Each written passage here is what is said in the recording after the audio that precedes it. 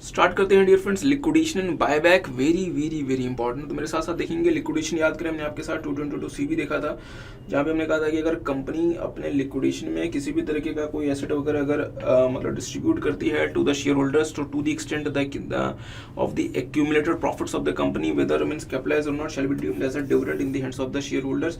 तो साहब यहाँ पे जो हम एक्यूमुलेटेड प्रॉफिट्स लेते हैं ये हम up to the date of the liquidation लेते हैं। मींस लिक्विडेशन के बाद अगर कोई प्रॉफिट या अगर गेन आता है तो वो हम कंसिडर नहीं करते for the purpose of 222C। ठीक है, ध्यान दीजिएगा। Any distribution made out of the profits of the company after the date of the liquidation can not be amount to means dividend. और अगर आपको कोई लेट से कि अगर कोई एसेट वगैरह मिला है तो फिर मतलब मींस सुप्रीम कोर्ट का केस याद करें, उसके हिसाब से the FMV on the date of the means distribution shall be taken for computing the deemed dividend under section 222C। ठीक है, अच्छा। Cap gain on distribution of assets by the company liquidation very very very important. अगर आप देखें तो थोड़ा सा confusion यहाँ पे आ सकती है।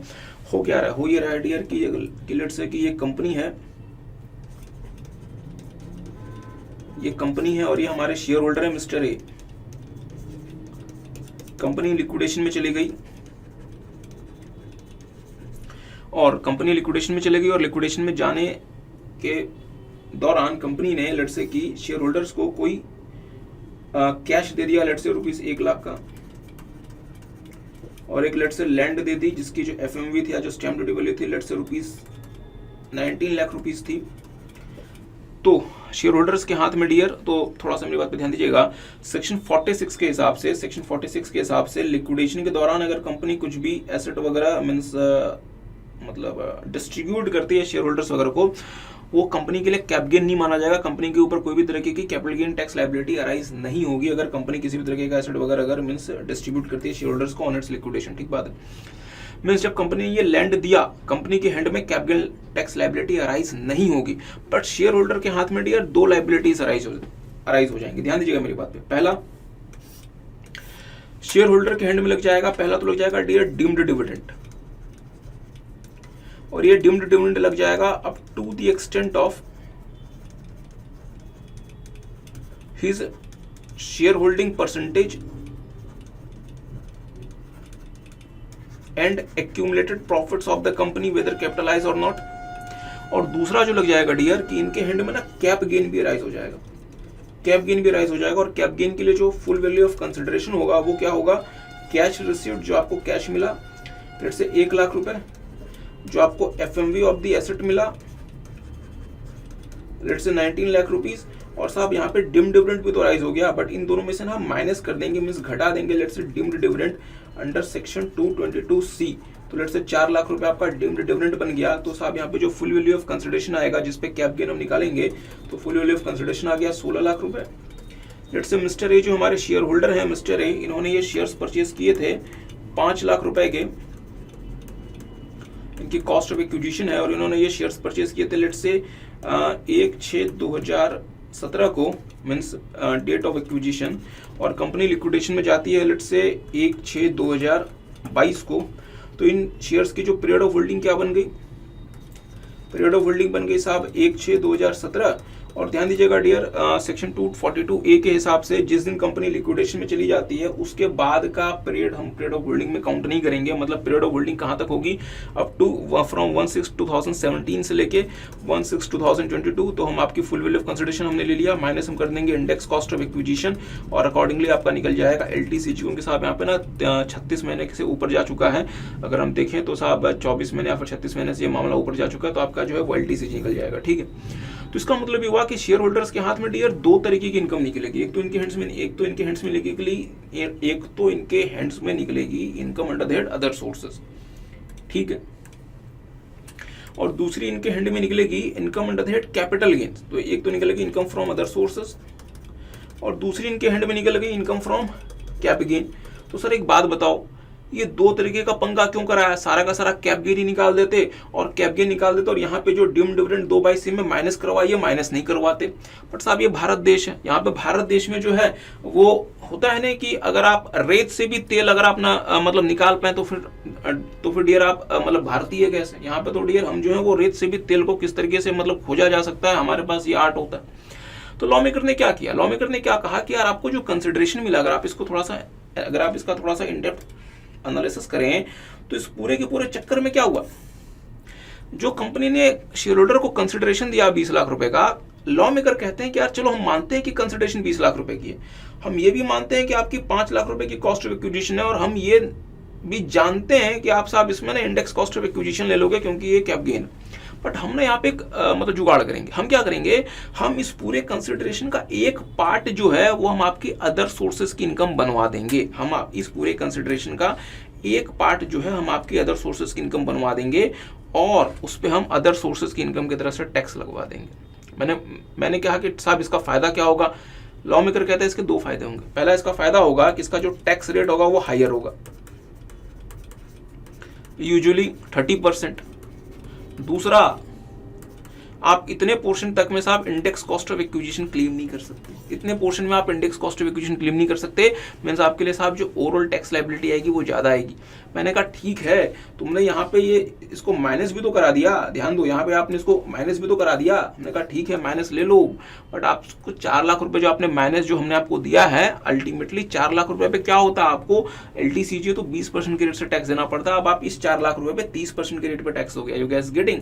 तो हमने क्या किया, हमने जानबूझ के शेयर होल्डर्स का एक पोर्शन जो है उनके अदर सोर्सेज की इनकम बनवा दी, मींस हमने मतलब कौन मींस लॉ मेकर्स ने, और उस पर साहब हायर रेट ऑफ टैक्स लगवा दिया, और प्रोपोर्शनेटली जो है साहब वो उनकी कॉस्ट ऑफ एक्विजिशन जो इंडेक्स कॉस्ट ऑफ एक्विजिशन भी कम करवा दी, ताकि ओवरऑल जो कैप गेन है वो बढ़ जाए।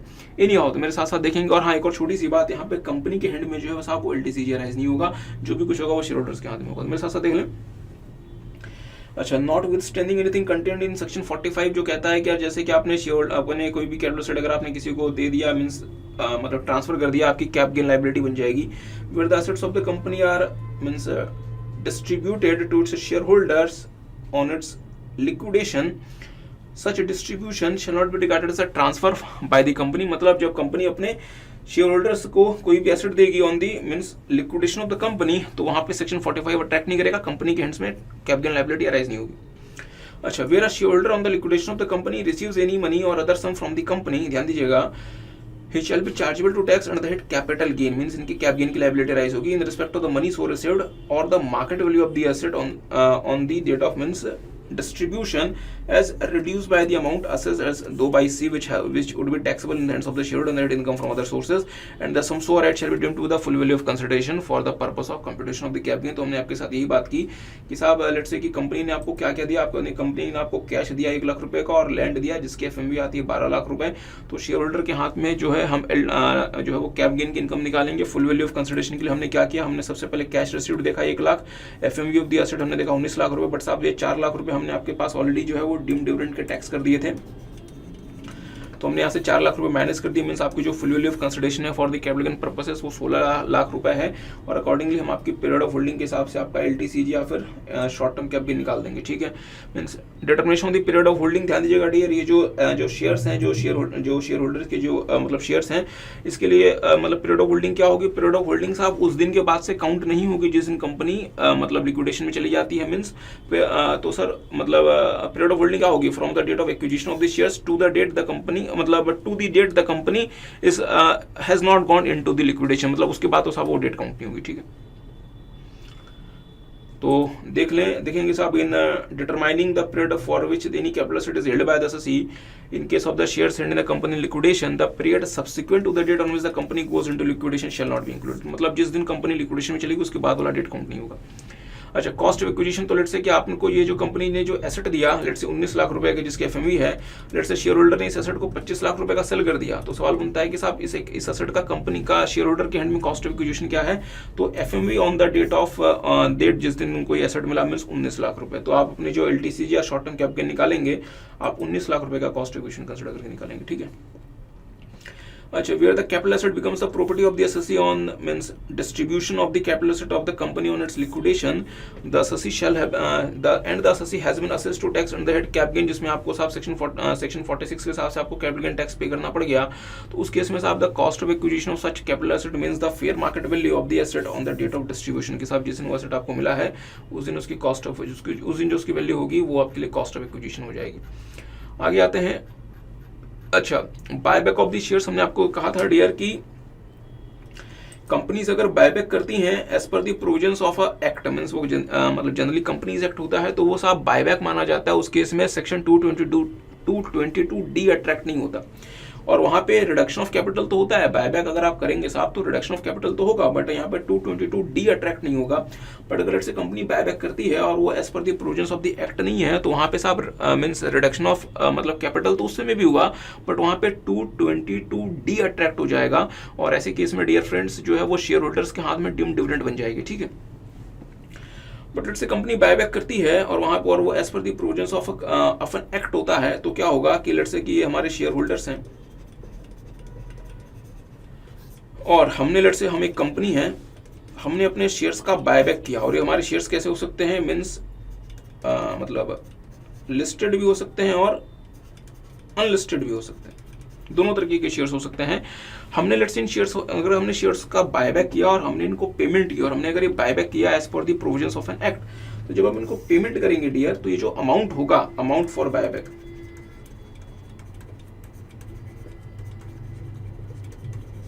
ये जो अमाउंट फॉर बायबैक होगा ये शेयर होल्डर्स के हाथ में एग्जम्प्ट हो जाएगा।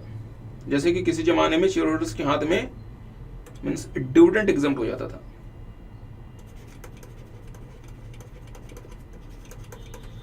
Amount exempt under section 1034A मतलब 1034A।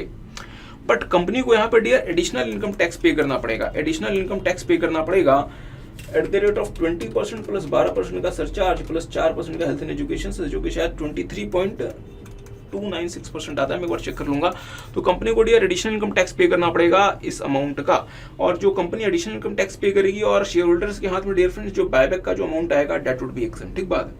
ये तो इजी था। अब सवाल बनता है कि किस अमाउंट पे कंपनी को एडिशनल इनकम टैक्स पे करना पड़ेगा, that is the main question. इसकी बात करते हैं, तो मेरे साथ साथ देख लें।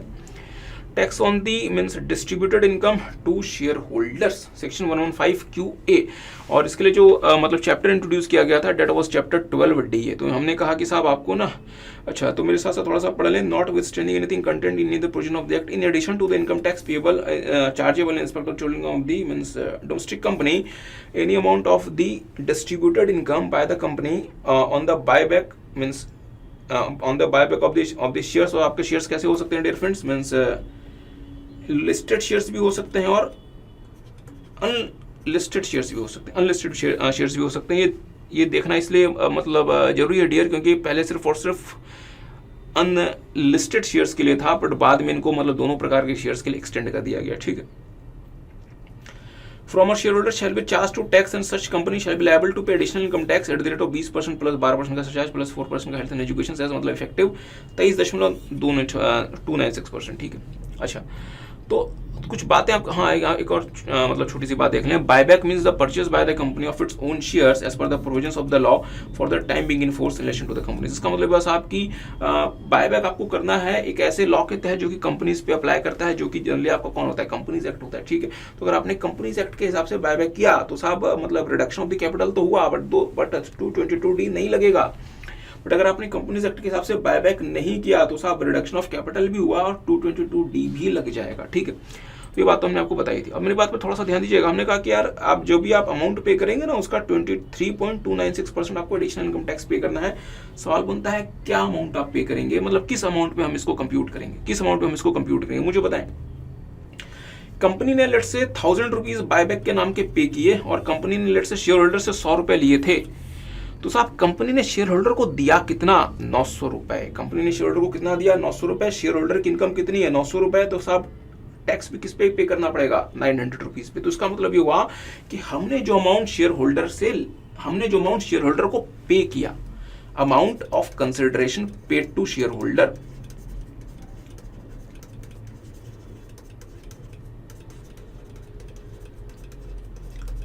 amount of consideration paid to shareholder less amount received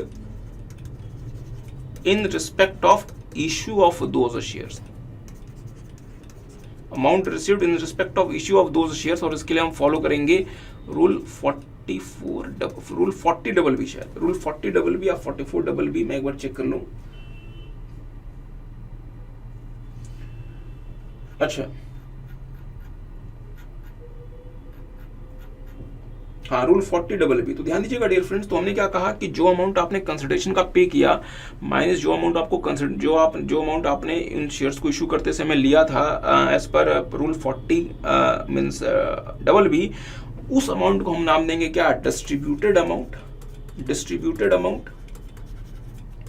और ये जो डिस्ट्रीब्यूटेड अमाउंट होगा, इस अमाउंट पे आपको पे करना पड़ेगा, कंपनी को पे करना पड़ेगा 23.296% of additional income tax for the buyback. ठीक, तो मेरे साथ साथ छोटी छोटी बातें और देखेंगे डियर। अदर पॉइंट्स, सच एडिशनल इनकम टैक्स मतलब 23.296% on the means distributed amount for the buyback shall be paid even if no income tax is payable as per the provisions of the company। Sir बहुत important ये चीज है। Let's say कि company हमारी ऐसी है जो कि 100% टैक्स एग्जम्पशन को एंजॉय करती है, स्टिल अगर कंपनी ने बायबैक किया साहब, तो भले आपको नॉर्मल इनकम टैक्स पे नहीं करना, आपको एडिशनल इनकम टैक्स पे करना पड़ेगा। ठीक है, और आपको ये अमाउंट कब तक पे करना पड़ेगा, within 14 days from the date of payment of any consideration. तो साहब जिस दिन आपने पे किया उसके 14 दिनों के अंदर, मींस जिस दिन आपने शेयर होल्डर्स को अमाउंट पे किया उसके 14 दिनों के अंदर आपको सरकार को टैक्स देना पड़ेगा। अच्छा, the principal officer of such company and the company shall pay such tax to the credit of the central government within 14 days from the date of payment of any consideration for buyback to the shareholders. ठीक बात है, ध्यान दीजिएगा। Such additional income tax so paid shall be means treated as final payment and no further credit thereof shall be claimed by the company or any other person in respect of the amount of tax so paid। इसका मतलब ये हुआ कि साहब जो company जो ये additional income tax पे कर रही है, कंपनी इसमें किसी भी तरीके का कोई भी क्रेडिट वगैरह क्लेम नहीं कर सकती, या शेयर होल्डर यहाँ पे किसी भी तरीके का क्रेडिट वगैरह क्लेम नहीं कर सकता। No means deduction under any provision of this act shall be allowed to the company or the shareholder in respect of the income on which additional income tax or additional tax itself paid। मतलब साहब जो आपने additional income tax जिस amount पे आपने पे किया, जो एडिशनल इनकम टैक्स का अमाउंट है, उसके कॉन्टेक्स्ट में किसी भी तरीके का आप कोई भी एक्सपेंडिचर वगैरह मीन्स डिडक्शन वगैरह क्लेम नहीं कर सकते, ना तो कंपनी क्लेम कर सकती है, ना तो इसका शेयर होल्डर पे क्लेम कर सकता है। मतलब मुद्दे वाली बात, सिंपल सी बात इतनी है कि मीन्स डिस्ट्रीब्यूटेड अमाउंट पे 23.296% का टैक्स पे करो और भूल जाओ कि आपने सरकार को कोई टैक्स दिया है, उसका किसी भी तरीके का आप रिफंड वगैरह भी क्लेम नहीं कर सकते, कोई भी उसके रिगार्ड्स में किसी भी तरीके का कोई अमाउंट भी आप क्लेम नहीं कर सकते, डिडक्शन क्लेम नहीं कर सकते। और हाँ, इतना कुछ होने के बाद जो शेयर होल्डर्स को जो पैसा मिलेगा बायबैक का, वो सब 1034A में एग्जम्प्ट होगा। ठीक है, और हाँ, अगर आपने लेट से एडिशनल इनकम टैक्स समय से पे नहीं किया, और समय क्या है साहब, with in 14 days of the payment of consideration, तो आपको 1% पर मंथ और पार्ट ऑफ द मंथ जो है आपको सिंपल इंटरेस्ट पे करना पड़ेगा। और अगर आपने इस समय से अगर आपने कंसिडरेशन पे नहीं किया तो आप असेसिंग डिफॉल्ट माने जाएंगे और आपके ऊपर जो है वो कलेक्शन रिकवरी के सारे प्रोविजंस लग जाएंगे। ठीक बात है। हमारा सबसे इंपॉर्टेंट जो एस्पेक्टेड है यहाँ पे amount received by the company in respect of issue of shares, क्योंकि हम जो बायबैक का अमाउंट जो कंप्यूट करते हैं वो हम किस पे करते हैं, डिस्ट्रीब्यूटेड अमाउंट पे। और डिस्ट्रीब्यूटेड अमाउंट क्या होता है, डिस्ट्रीब्यूटेड अमाउंट होता है dear consideration paid for buyback, consideration paid for buyback, कि आपने बायबैक के लिए कंसिडरेशन कितना दिया।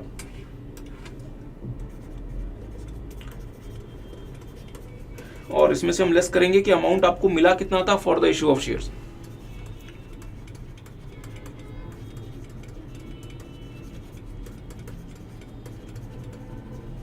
इन दोनों का डिफरेंस क्या बन जाएगा, डिस्ट्रीब्यूटेड अमाउंट। और इस डिस्ट्रीब्यूटेड अमाउंट में आप क्या कंप्यूट करेंगे, 23.296% के रेट से एडिशनल इनकम टैक्स, और इसको 14 दिनों के अंदर of the payment of consideration आपको सरकार को पे करना पड़ेगा। अगर आप ऐसा नहीं करते तो आपको इंटरेस्ट भी लग जाएगा और आप असेसिंग डिफॉल्ट भी बन जाएंगे। ठीक है, और ये जो amount received for in respect of shares, इसको हम कैसे आइडेंटिफाई करेंगे, कंप्यूट करेंगे रूल 40BB के हिसाब से। ठीक है सर। अच्छा, मेरे साथ साथ देखेंगे रूल 40BB के साथ अलग अलग क्या क्या केसेस हो सकते हैं। Amount paid for the amount received by the company in respect of the issue of shares, की जो आपको जो पैसा मिला है इन respect of the issue of shares, तो अलग अलग क्या क्या केसेस हो सकते हैं डियर।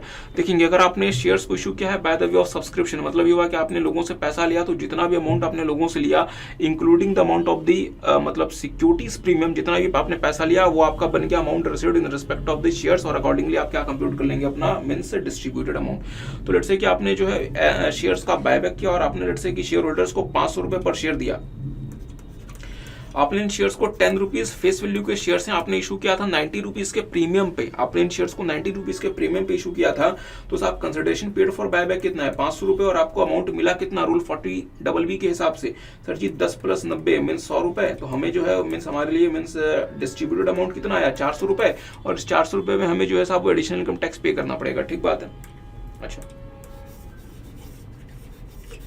आगे आते हैं, लेट्स से कि अगर आपने बायबैक के पहले अगर अपने शेयर होल्डर्स को कोई अमाउंट रिफंड कर दिया, तो मेरे साथ साथ देख लें, अगर आपने लेट्स से बायबैक के पहले, अच्छा where any amount is repaid prior to the buyback, तो लेट्स से कि आपने 10 रुपए के शेयर्स को जो है वो 90 रुपए के प्रीमियम पे इशू किया था, आपने 10 रुपए के शेयर्स को 90 रुपए के प्रीमियम पे इशू किया था, बट बायबैक के कुछ समय पहले ना आपने ना 2 रुपए का जो है वो अपने शेयर होल्डर्स को अमाउंट रिफंड कर दिया, आपने शेयर होल्डर्स को अमाउंट रिफंड कर दिया, तो आपने साहब आपके फेस वैल्यू ऑफ शेयर थी ₹10 और आपने सिक्योरिटीज प्रीमियम चार्ज किया था 90, मीन्स आपने साहब 100 रुपए जो शेयर्स के मंगाए थे, 90 रुपए हम सिक्योरिटीज प्रीमियम को काउंट नहीं करते, तो आपने क्या किया, आपने लेट्स से कि बायबैक के पहले आपने 2 रुपए जो है वो शेयर्स का मतलब रिफंड कर दिया, तो साहब आपने 2 रुपए जब आपने शेयर्स का मतलब रिफंड किया होगा ना, उस समय आपके उस समय शेयर होल्डर्स के हैंड में उस 2 रुपए के लिए क्या अट्रैक्ट हो गया होगा 2/22D 222D, और उनके हैंड्स में साहब डिम डिविडेंड बन गया होगा, बिकॉज जैसे आपने 2 रुपए का आपने उनको रीपे किया, it amounts to the reduction of the capital of the company, और अकॉर्डिंगली शेयर होल्डर्स के हैंड में डिम डिविडेंड लग जाएगा। किसी को बात समझ आई?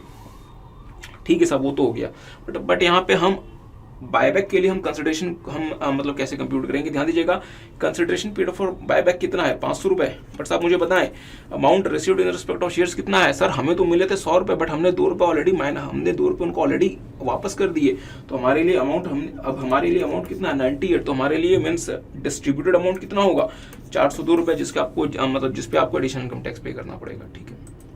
अच्छा लेट्स से कि अगर आपने शेयर्स जो है साहब वो इसोप या स्वेट इक्विटी प्लान के तहत इशू किए हैं, तो लेट्स से कि आपने जो शेयर्स इशू किए साहब उसकी जो फेयर मार्केट वैल्यू थी वो थी लेट्स से 1000 रुपीज़, बट आपने इसको इसोप में इशू किया और आपको नहीं सिर्फ और सिर्फ 100 रुपए आपने रिसीव किए, ठीक है।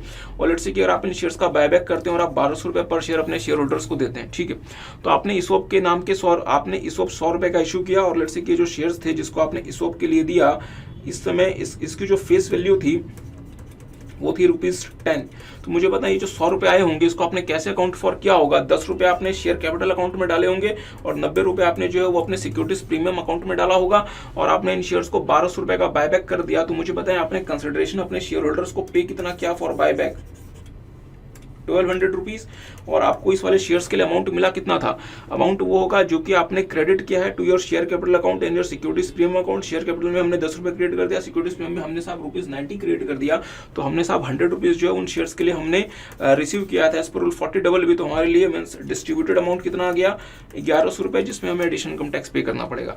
तो सर ये तो ईजी था, यहाँ पे डेर एक कन्फ्यूजन ये आ रही थी कि जो अमाउंट जो हम कंसिडर करेंगे means amount of consideration in respect of shares,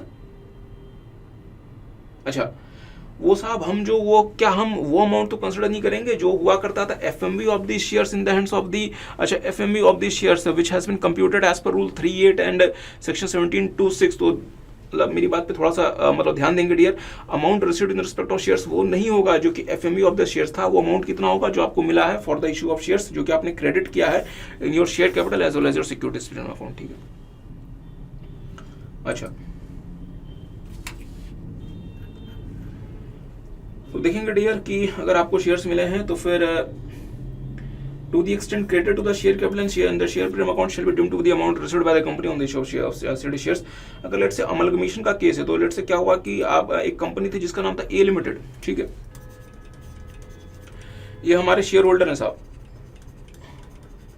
इस कंपनी ने शेयर होल्डर को शेयर इशू किया, फेस वैल्यू थी ₹10 की, और सिक्योरिटीज प्रीमियम रिसीव किया 90 रुपए, तो उन्होंने 100 रुपीज का शेयर इशू किया, ए लिमिटेड अमलगमेट हो गई बी लिमिटेड से, ठीक है।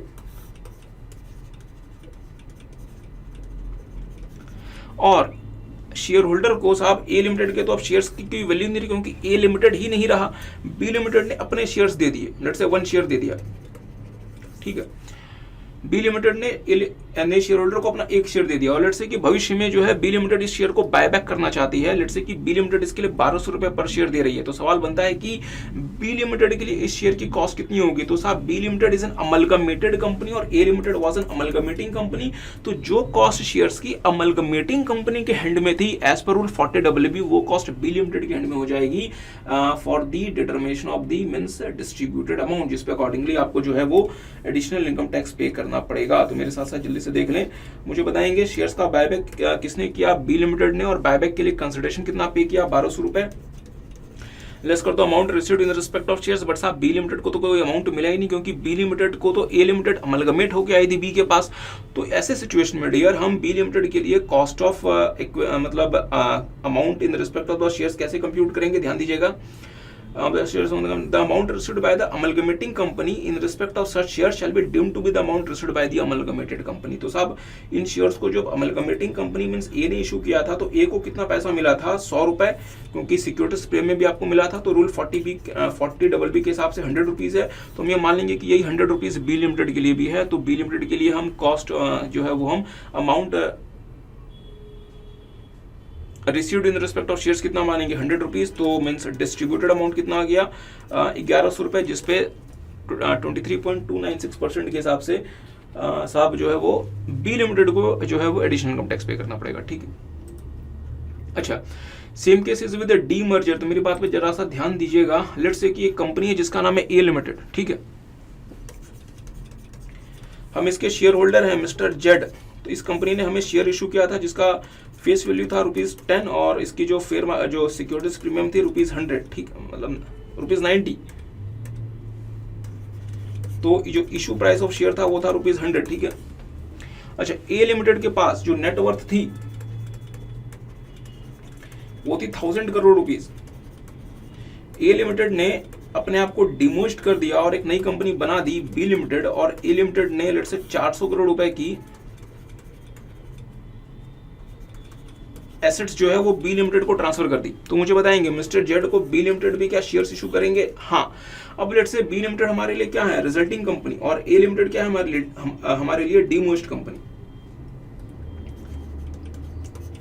मुझे बताएंगे डियर, क्या ए लिमिटेड के अमलगमेशन के बाद मिस्टर जेड के हैंड में जो शेयर्स हैं ए वाले वो क्या 100 रुपीज की रहेंगे? नहीं सर, इसकी वैल्यू कम हो जाएगी, और इसकी वैल्यू उस प्रपोर्शन में कम हो जाएगी जितना अमाउंट ऑफ दी एसेट्स आपने बी लिमिटेड को ट्रांसफर किया। तो अगर हम बात करते हैं मतलब थियोरेटिकली, तो मेरी बात पे डियर फ्रेंड्स थोड़ा सा ध्यान दीजिएगा। डी मर्जर के पहले ए लिमिटेड के पास नेटवर्थ कितनी थी, 1000 करोड़। इन्होंने अपना 400 करोड़ रुपए की एसेट्स दे दी to B limited, means the मतलब ये बी कौन साहब, मीन्स रिजल्टिंग कंपनी, ठीक बात है। तो थ्योरेटिकली क्या होना चाहिए कि ये जो शेयर है इसका मार्केट प्राइस भी 40% कम हो जाना चाहिए। मतलब ये हुआ कि डी मर्जर के बाद ए लिमिटेड के जो शेयर्स होंगे इसका जो मार्केट प्राइस जो मतलब बचना चाहिए दैट वुड बी ₹60 पर शेयर। बट सर हमें तो नुकसान हो गया, आपको नुकसान नहीं हुआ, क्योंकि डी मर्जर के बाद बी लिमिटेड भी आपको शेयर इशू करेगा, और बी लिमिटेड ने आपको एक शेयर इशू किया होगा जिसका मतलब थ्योरेटिकली मार्केट प्राइस कितना होना चाहिए, ₹40। तो आपके पास अभी भी 100 रुपीज के शेयर है। अंतर बस इतना है डियर फ्रेंड्स कि डी मर्जर के पहले आपके पास सिर्फ एक कंपनी के शेयर थे जिसकी वैल्यू थी 100 रुपए, बट डी मर्जर के बाद आपके पास दो कंपनीज के शेयर्स हैं। एक कंपनी है डीमर्ज कंपनी, दूसरी कंपनी है रिजल्टिंग कंपनी। डीमर्ज कंपनी के शेयर्स की वैल्यू है 60 रुपए, रिजल्टिंग कंपनी के शेयर्स की वैल्यू है 40 रुपए। तो थ्योरेटिकली आप साहब प्रॉफिट या लॉस सिचुएशन में नहीं है। तो साहब इतनी कहानी क्यों कर रहे हो सर आप, मेरी बात पे ध्यान दीजिएगा, ठीक है।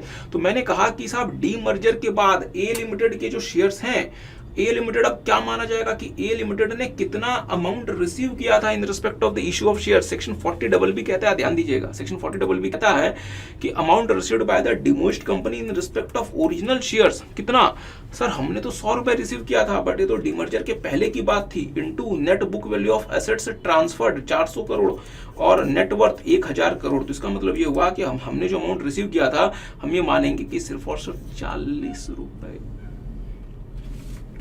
अच्छा, मतलब रिजल्टिंग कंपनी की बात कर रहे हैं ना, हाँ ठीक बात है। मींस रिजल्टिंग कंपनी के लिए शेयर की कीमत कितनी होगी, 40 रुपए। मींस 100 रुपए में से हम क्या मानेंगे कि 40 रुपए किसने रिसीव किया, रिजल्टिंग कंपनी ने, और डिमर्ज कंपनी ने कितना रिसीव किया, ध्यान दीजिएगा, the amount received by the demerged company in respect of original share in the demerged company shall be deemed to be have been reduced by the amount so arrived as per the above formula. Means demerged company ने कितना receive किया था, 100 रुपए, इसमें से means resulting company को हमने कितना दे दिया, 40 रुपए, तो अब डिमर्ज्ड कंपनी के लिए जो शेयर की कीमत बच गई वो कितनी बच गई, 60 रुपए।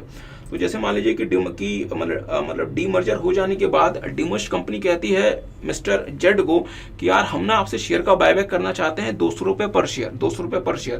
तो मुझे बताएंगे 200 रुपए पर शेयर का मतलब क्या हुआ कि consideration paid for buyback, demerged company कितना कंसिडरेशन पे कर रही है, 200 रुपए per share. But amount received in respect of the shares, sir ji हमने तो 100 रुपए रिसीव किया था, बट 100 रुपए तो आपने डिमर्जर के पहले रिसीव किया था। 40 डबल भी लगा के हमने देखा कि आपने शेयर्स के लिए सिर्फ और सिर्फ कितना पैसा रिसीव किया, 60 रुपए, क्योंकि 40 रुपए को हमने किसको ट्रांसफर कर दिया, रिजल्टिंग कंपनी को। तो आपने जो साहब शेयर्स के लिए रिसीव किया था 60 रुपए, तो आपके लिए मीन्स डिस्ट्रीब्यूटेड अमाउंट कितना है, 140। इस पे जो है अकॉर्डिंगली आपको साहब 23.293% के हिसाब से आपको एडिशनल इनकम टैक्स देना पड़ेगा, ठीक है। अच्छा डियर, देखेंगे being very fair with you, जो पॉइंट नंबर 8 है, where shares issue to acquire an asset or settle a liability, ये रिवीजन में आपको समझ नहीं आएगा इसमें जब तक आप थोड़ा सा ज़्यादा टाइम ना लगाएं। इसी तरीके से dear, shares issued on business succession और कन्वर्जन, ये भी रिवीजन में समझ में नहीं आएगा जब तक आप इसमें अच्छा खासा टाइम ना लगाएं। तो हम इन दोनों को इग्नोर करते हैं, आगे आते हैं where shares issued without consideration. तो अगर आपको बिना कंसिडरेशन के शेयर्स मिले हैं साहब, तो इसकी जो अमाउंट रिसीव हो जाएगा वो हो जाएगा निल, ठीक बात है। इसमें इसका मतलब आपने कुछ भी अमाउंट रिसीव नहीं किया। अच्छा, where shares issued on conversion of an instrument, तो साहब आपने जिस इंस्ट्रूमेंट को कन्वर्ट किया उस इंस्ट्रूमेंट के लिए आपने जितना पैसा रिसीव किया था वो बन जाएगा आपका कि आपने उस शेयर्स के लिए कितना पैसा रिसीव किया। Where the shares are held in the dematerialised form, तो हम फीफो बेसिस पे आइडेंटिफाई करेंगे कि हम उसकी कॉस्ट कैसे निकालेंगे। और in any other case the face value of the share shall be deemed to be the amount record by the company in respect of such shares, ठीक है। तो आगे आते हैं डियर, हमारे पास cap gain on purchase by the company its own shares or the specified securities. But sir अभी जो आपने हमें चैप्टर मतलब 12 DA के बारे में पढ़ाया वो क्या था, तो डियर वो किस पे अप्लाई करता था, फॉर दी डोमेस्टिक कंपनी। तो ध्यान दीजिएगा, डोमेस्टिक कंपनीज के लिए हम अब टैक्स ट्रीटमेंट किसके हिसाब से देखेंगे, सेक्शन 115 QA। तो फिर ये सेक्शन 46A फिर किस काम का रह गया डियर, सेक्शन 46A भी काम का रह गया, बट किसके लिए रह गया, फॉरेन कंपनीज के लिए। तो अगर फॉरेन कंपनीज अगर शेयर्स का बायबैक करती है तो फिर वो सेक्शन 46A के हिसाब से कंप्यूट किया जाएगा। और वो कैसे होगा मेरे साथ साथ देख लें। अच्छा, वेयर द शेयर होल्डर और holder of a specified security receives any consideration from a company, तो यहाँ पे आपको कंपनी नहीं पढ़ना, आपको क्या पढ़ना है, फॉरेन कंपनी पढ़ना है, for the purchase of its own shares के केस में, or other specified securities held by them then subject to the provisions of section 48। मतलब ये कैप गेन की कंप्यूटेशन के लिए the difference between the cost of acquisition and the value of the consideration received by the shareholder or the holder of the specified security shall be deemed to be the amount of the cap gain arising to them in the year of such shares or securities were purchase by the company. मतलब ये आगे साहब cost of acquisition में से minus कर दो, जो आपको अमाउंट मिला है वो फुल वैल्यू ऑफ कंसिडरेशन वो आपके लिए कैप गेन बनेगा और अकॉर्डिंगली उस पर आपको टैक्स देना पड़ेगा।